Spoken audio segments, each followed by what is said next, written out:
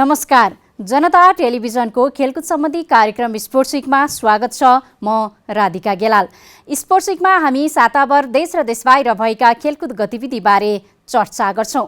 हामी जितको कथा मात्र भन्दैनौं, हारको कारण पनि खोतल्छौं। हामी समस्या मात्र उठाउँदैनौं, सम्भावित समाधान पनि बताउँछौं। कार्यक्रम स्पोर्ट्स विकमा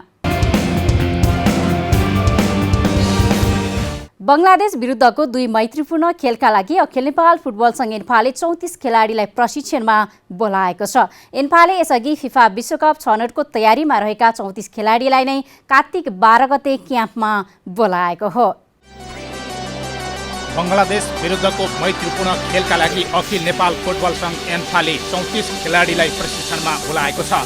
एन्फाले बंगलादेश विरुद्धको मैत्रीपूर्ण खेलका लागि 34 खेलाडीलाई कार्तिक 12 गते क्याम्पमा बोलाएको हो।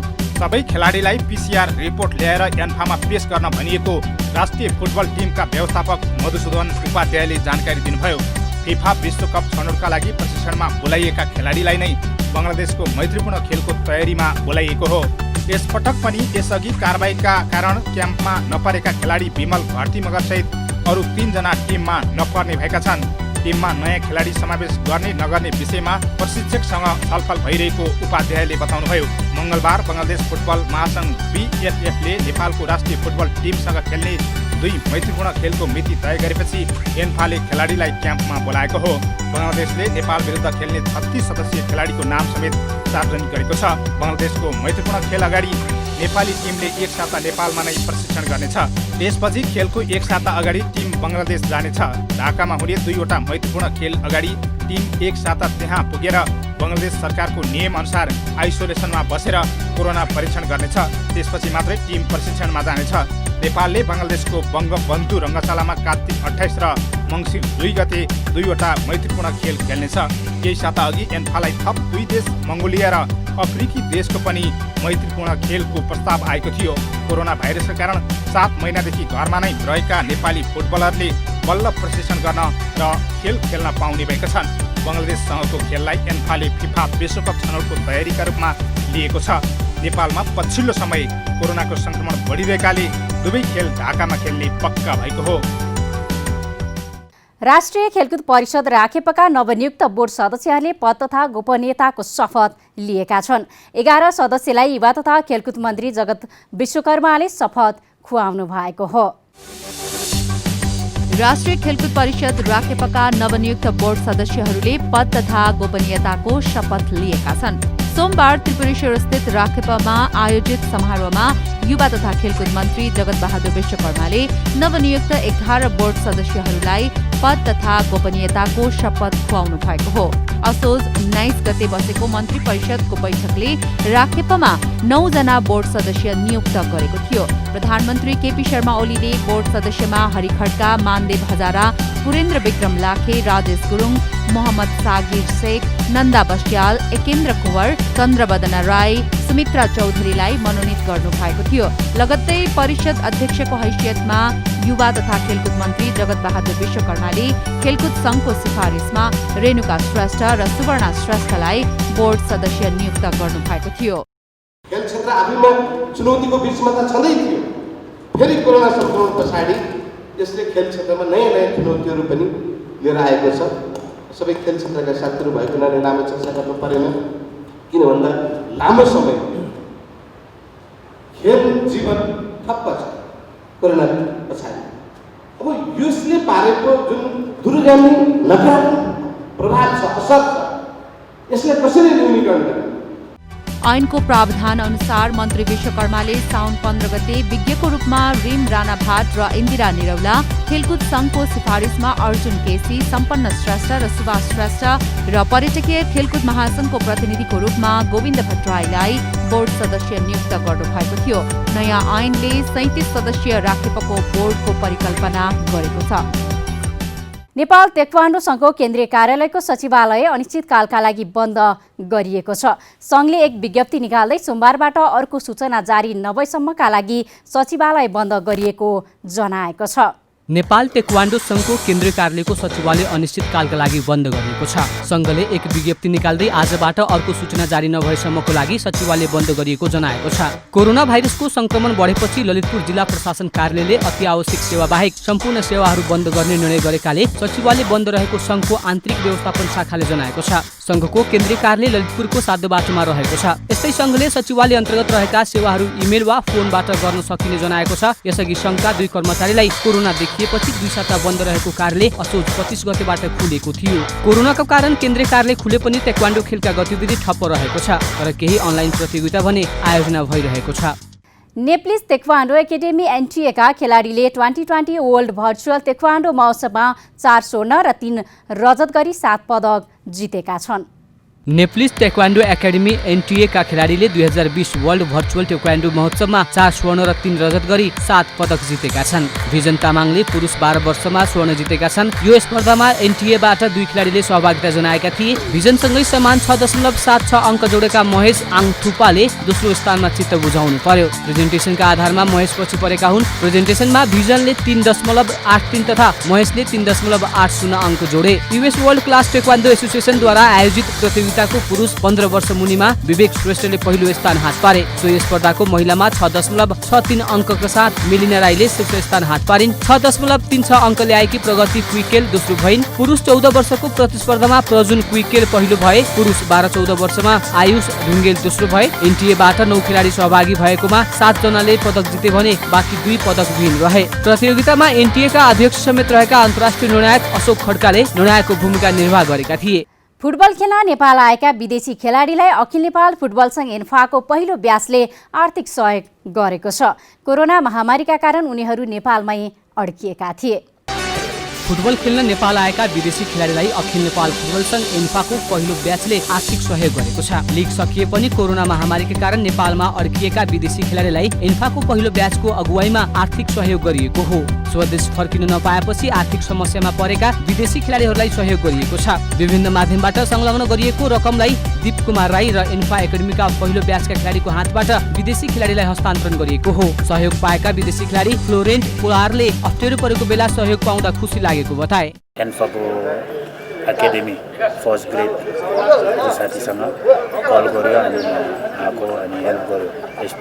यस्तोमा हेल्प पाउँछ अनि म्यानेज गर्दैछ। अहिले क्लबसँग कुरा गर्दैछ घर फर्किनुको लागि। अनि टिकट सबै टिकट अहिले महँगो छ।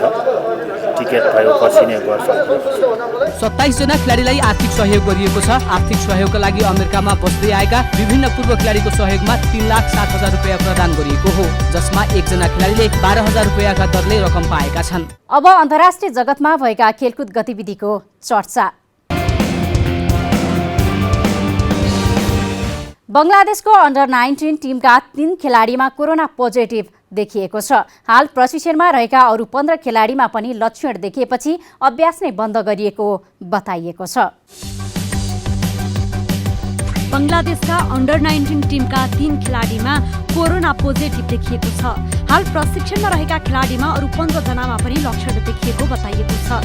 बङ्गलादेश क्रिकेट बोर्डका विकास अधिकृत काउसेरले अन्डर 19 एसिया कपको तयारीमा रहेको टिमका 3 खेलाडीमा कोरोना देखिएको पुष्टि गरेका छन्। अर्को महिना युएईमा हुने भनिएको प्रतियोगिताको तयारीमा रहेको टिमको प्रशिक्षण अहिले बन्द गरिएको छ। अब प्रशिक्षण अर्को चरणको परीक्षणपछि आउने महिना मात्र सुरु हुनेछ। टिमका सबै खेलाडीलाई आइसोलेसनमा राखिएको छ। पोजिटिभ देखेका खेलाडीसँगै बस्ने अरूलाई पनि आइसोलेट गरिएको छ भने लक्षण देखिएका सबै खेलाडीलाई छुट्टा छुट्टै राखिएको छ। बोर्डले पोजिटिभ आउने खेलाडीको नाम भने सार्वजनिक गरिएको छैन। कोरोनाका कारण अन्डर 19 एसिया कप सरेको छ, जसका कारण बङ्गलादेशले हतार नगरेर प्रशिक्षण गर्ने बताएको छ। बोर्डले एसिया कपका लागि अक्टोबर 1 तारिकबाट युवा टिमको क्याम्प राखेको थियो, जसमा 28 खेलाडीलाई समावेश गरिएको थियो। बहरानकी धाविका सल्वाइद नासेरमाथि लागेको प्रतिबन्धित औषधि प्रयोग डोपिङ उल्लङ्घनको आरोप खारेज भएको छ। बहराइनका धाविका सल्वाइद नासेरमाथि लागेको प्रतिबन्धित औषधि प्रयोग डोपिङ उल्लङ्घनको आरोप खारेज भएको छ। विश्व एथलेटिक्स डिसिप्लिनरी ट्रिब्युनलले नासिरमाथि लागेको डोपिङ उल्लङ्घनको आरोप खारेज गरेको हो। डोपिङ उल्लङ्घनको आरोप खारेज भएसँगै उनीमाथि लागेको अस्थायी प्रतिबन्ध समेत फुकुवा भएको छ। डोपिङ परीक्षण गराउन असफल भएपछि नासिरलाई अस्थायी निलम्बन गरिएको थियो। महिलाको 400 मिटरमा विश्व च्याम्पियन नासिरले गत वर्ष 12 महिनामा 3 पटक डोपिङ परीक्षणमा अनुपस्थित भएकी थिइन्, जसको कारण उनलाई अस्थायी रूपमा निलम्बन गरिएको थियो। 1 वर्षभित्र 3 पटक डोपिङ परीक्षण गर्न असफल भए एथलेटिक्सको एन्टी डोपिङ नियम उल्लङ्घन गरेको मानिन्छ।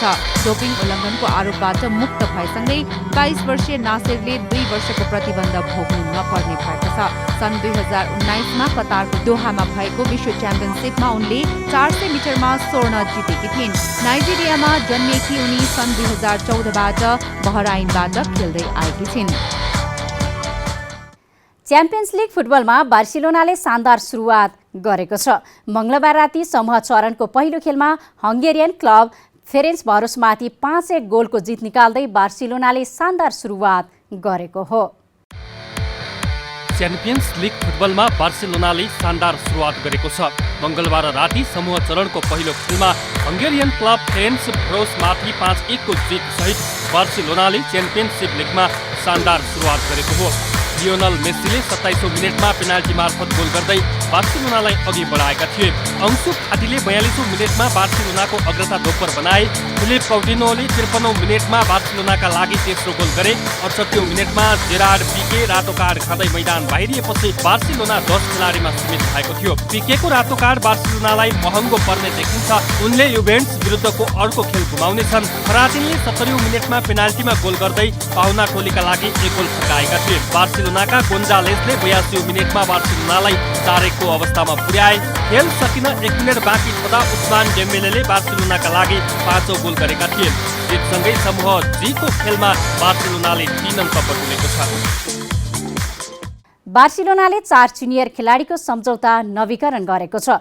जेरार्ड पिके, मार्क आन्द्रे टर स्टेगेन, क्लिमेन्ट लेङ्गलेट र फ्रेन्की डी जोङले नयाँ सम्झौतामा हस्ताक्षर गरेका छन्। जेरार्ड पिके, मार्क आन्द्रे टर स्टेगन, क्लिमेन्ट लेङ्गलेट र फ्रेन्की डी जोङले नयाँ सम्झौतामा हस्ताक्षर गरेका छन्। पिकेको सवालमा उनको सम्झौता सन् 2024 को जुन महिनासम्म लम्बाइएको छ। उनको रिलिज क्लज 500 मिलियन युरो तोकिएको छ। बार्सिलोनामा उनको पछिल्लो सम्झौता यही सिजनसम्मका लागि थियो। पूरा सम्झौता सकिँदा उनी 37 वर्षका हुनेछन्। टर स्टेगनको सम्झौता लम्ब्याउने बारे धेरै छलफल पहिलेदेखि नै भइरहेको थियो। बार्सिलोनाले सार्वजनिक गरेको विज्ञप्ति अनुसार उनका लागि पनि 500 मिलियन युरो नै रिलिज क्लज तोकिएको छ भने सम्झौता सन् 2025 को जुन महिनासम्म रहनेछ। लेङ्गलेट र डी जोङले सन् 2026 को समरसम्म बार्सिलोनामा रहने भएका छन्। बार्सिलोनाले लेङ्गलेटका लागि 300 मिलियन युरो र डी जोङका लागि 400 मिलियन युरो रिलिज क्लज तोकेको छ। यो सम्झौता केही साता यताको लगातार छलफल र कोरोना भाइरसका कारण देखिएको अहिलेको विषम परिस्थितिले निम्त्याएको अस्थायी सुविधाको उपज भएको बार्सिलोनाको विज्ञप्तिमा भनिएको छ। बार्सिलोनाले यो निर्णय च्याम्पियन्स लिगमा फेरेन्सभारोस विरुद्ध फराकिलो जित हासिल गरेको 1 घण्टापछि सार्वजनिक गरेको हो।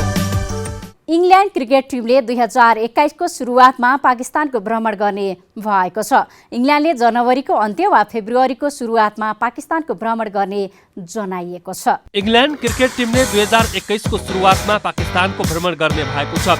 इङ्ल्यान्डले जनवरीको अन्त्य र फेब्रुअरीको सुरुवातमा पाकिस्तानको भ्रमण गर्ने भएको हो। England and Wales cricket board एसिबीले सीमित ओभरको सिरिजका लागि पाकिस्तान भ्रमणका लागि छलफल भइरहेको जनाएको छ। एसिबीले भ्रमणको मिति तय गर्न पाकिस्तान क्रिकेट बोर्ड पिसिबीसँग छलफल भइरहेको तर ठोस निर्णय नभइसकेको जनाएको छ। इङ्ल्यान्डले 15 वर्षबाट पाकिस्तानको भ्रमण गरेको छैन। इङ्ल्यान्डले पछिल्लो पटक सन् 2005मा पाकिस्तानको भ्रमण गरेको थियो। त्यस्तै सन् 2009मा श्रीलङ्काका टिममाथि भएको आतंककारी आक्रमणपछि पाकिस्तानले टेस्ट सिरिज आयोजना गरेको छैन। पाकिस्तानले भने हालै इङ्ल्यान्डको भ्रमण गरेको थियो। दुई टोली बीच 3 खेलको टेस्ट र T20 सिरिज भएको थियो। राष्ट्रिय तथा अन्तर्राष्ट्रिय खेलकुद गतिविधिको अपडेट स्पोर्ट्स विक आजलाई यति नै। नमस्कार।